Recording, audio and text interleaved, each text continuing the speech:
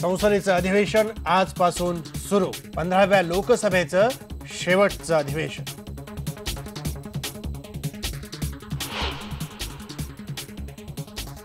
अधिवेशनात तब्बल 39 विधेयकं मांडली जाणार. स्वतंत्र तेलंगणाच्या मुद्द्यावर आंध्रच्या खासदारांची आक्रमक भूमिका. कामकाज होऊ न देण्याचा इशारा.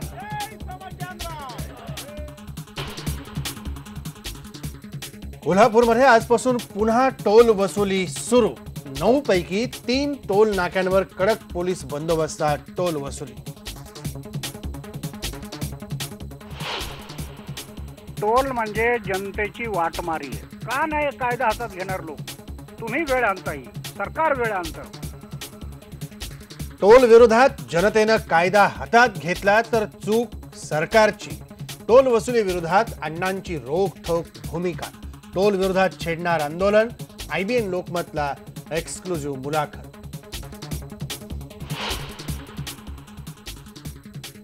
स्वस्त घरांची योजना ही अफवा. मुख्यमंत्र्यांनी दिले संबंधितांवर कारवाई करण्याचे आदेश.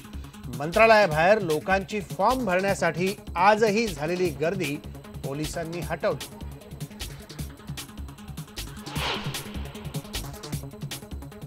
आज मुंबई महानगरपालिकेचं बजेट. गेल्या वर्षीपेक्षा यंदाच्या बजेटमध्ये 25% वाढीची शक्यता.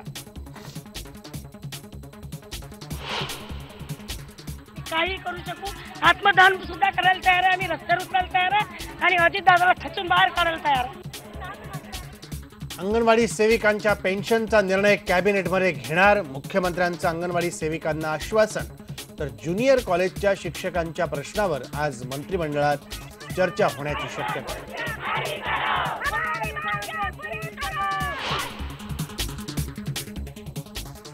नरेंद्र मोदींची आज कोलकात्यात दुपारी 2च्या सुमाराला सभा. नेताजी सुभाषचंद्र बोस यांच्या मृत्यूसंबंधीच्या फाईल्स उघड करण्याची करू शकतात मागणी.